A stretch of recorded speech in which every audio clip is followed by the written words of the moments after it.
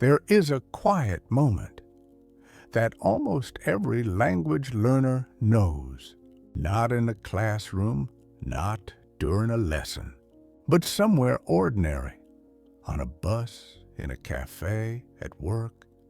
You hear people speaking English naturally, easily, without fear. They laugh, they respond fast, they don't search for words. And you just sit there, listening, and a question slowly appears inside you. How are they doing this so easily? Because you've studied, you've memorized words, you've watched videos, you've learned grammar, you've repeated sentences, you've tried, really tried, but when it's your turn to speak, everything disappears. Your mind goes blank, your chest gets tight, your voice feels far away, not because you don't know English, but because something inside you freezes, and that moment hurts quietly, deeply. Some learners feel frustrated, some feel embarrassed, some slowly stop trying without saying it. They still study, they still watch lessons, but deep inside, they stop believing. And here's the truth most people never hear clearly. Most learners are not stuck because English is difficult. They are stuck because they were trained the wrong way. They were taught to remember, not to communicate. They were taught to avoid mistakes, not to express ideas. They were taught to sound perfect, not to sound real. And language doesn't grow in perfection. It grows in movement, in unfinished sentences, in small risks, in brave attempts. A child doesn't wait to be ready. A child jumps into sound, repeats what they hear, guesses, connects emotion to words, and slowly, language becomes part of them. But adults forget this. Adults wait. They wait until they know more words, until their grammar is better, until they feel confident. But confidence never comes before action. Confidence comes after survival, after trying, after failing, after continuing anyway. Some learners discover this late, but when they do, everything changes. They stop chasing fluency. They start chasing connection. One real conversation becomes more powerful than hours of studying, because language is not information. It's interaction. It lives between people, not inside books. And when this shift begins, fear slowly loses power, not in one day, not in 1 week, but step by step.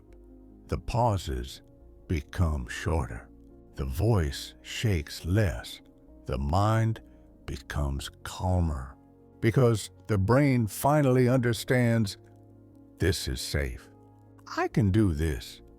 And then comes another realization. You don't need thousands of words to start speaking. You need the right words. Words from your life, your work, your routines, your problems, your dreams. When language connects to identity, it stays. It becomes automatic, and something powerful happens. You stop translating and start reacting. English stops being a subject and starts becoming a tool to ask, to answer, to connect, to live. This is the real turning point. Not when you speak fast, not when your grammar becomes perfect, but when English stops feeling foreign and starts feeling familiar. like a place you visited many times. You still make mistakes, but you move, you respond, you express. You stay in the conversation, and that is where real speaking begins. Not in a classroom, but in courage, in small daily moments, in choosing to speak, even when your voice feels unsure. Some learners reach this point, and everything changes.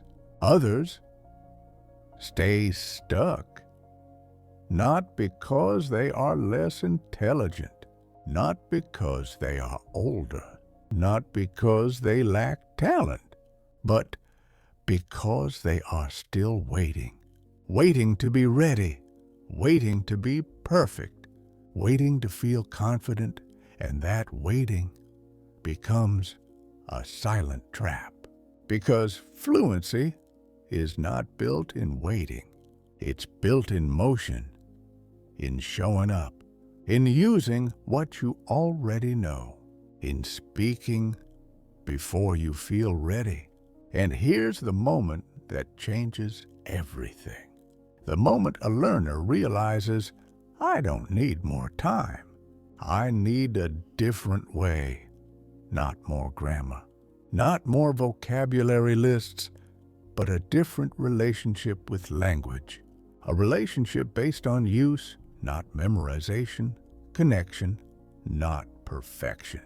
And once that shift begins, the journey finally becomes real. Not easy, but real. And that's where we continue, because understanding the problem is only the first step. The real transformation begins when you start training your brain to experience English differently, not as a lesson, but as a living skill. And in the next part, you'll see how that shift actually happens.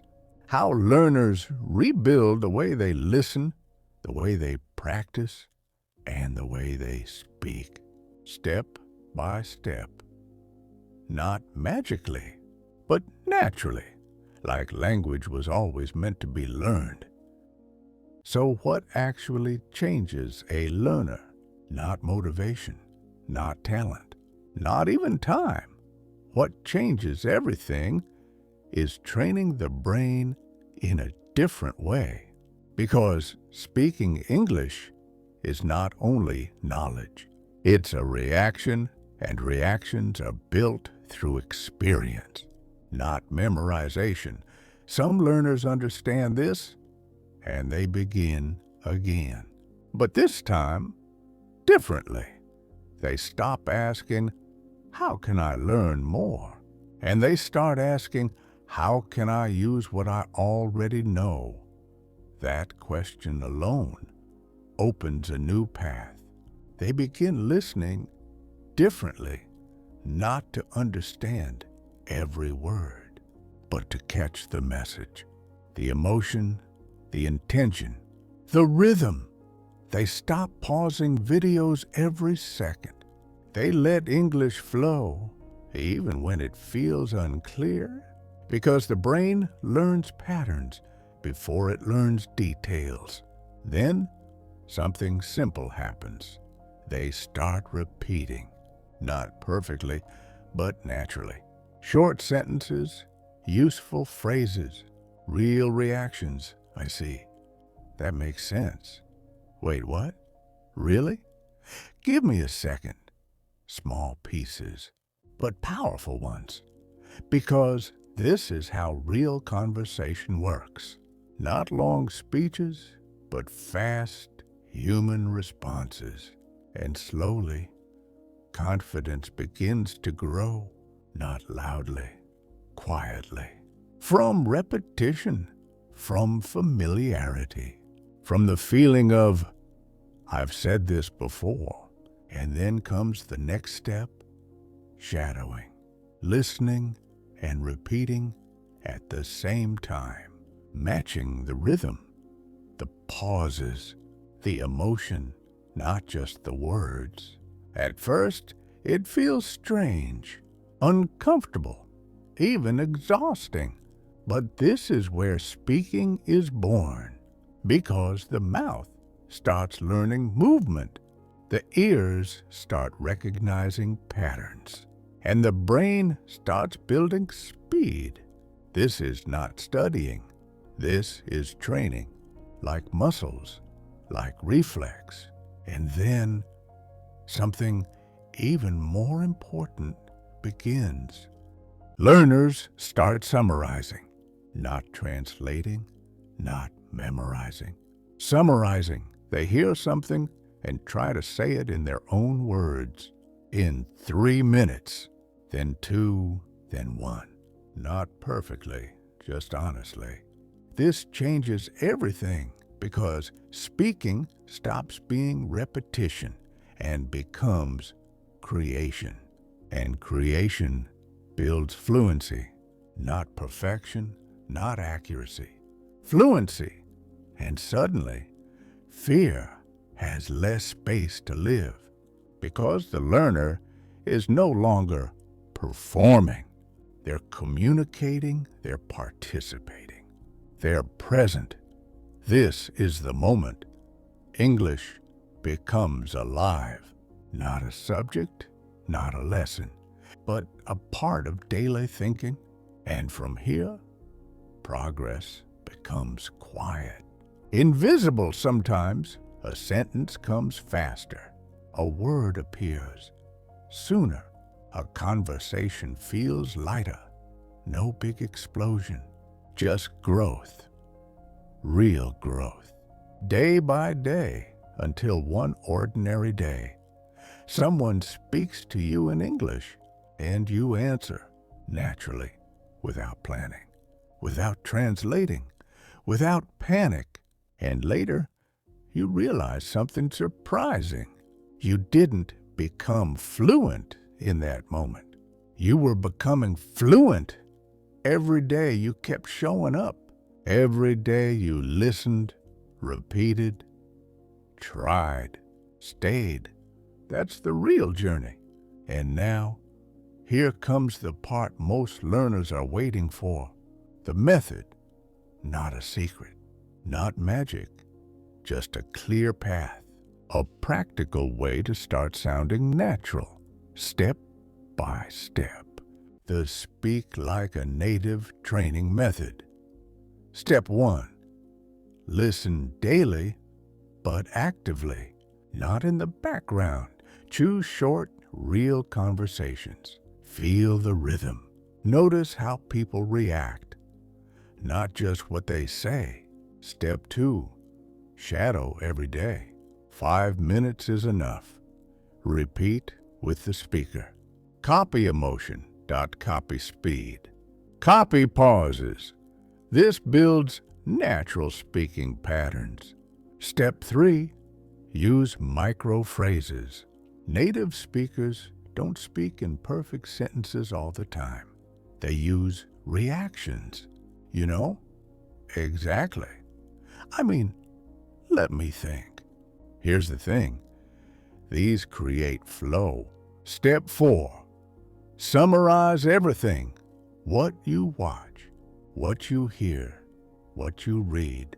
Say it in 3 minutes, 2 minutes, 1 minute. This trains thinking in English. Step 5. Speak before you feel ready. This is the most important step, not after confidence, before it. Because confidence is built after survival, after speaking, after staying in the conversation, not before. And step 6, the final shift. Stop trying to sound perfect. Start trying to sound real. Real people pause. Real people search for words. Real people make mistakes, but they continue. And continuation is fluency, not perfection, fluency. And the learners who finally sound natural are not the smartest, not the most talented, not the fastest. They are the ones who kept moving, even slowly, even quietly, even when nobody noticed. Because language rewards motion, not intention. And if you are still here, listening, trying, searching, then you are already on that path. Not behind, not late, right in the middle of becoming. So don't just watch. Use this. Shadow it, repeat it. Then say it in your own words. 3 minutes, 2 minutes, 1 minute. Not perfectly, just honestly. Because that is where real speaking begins. And that is how fluency finally feels like yours.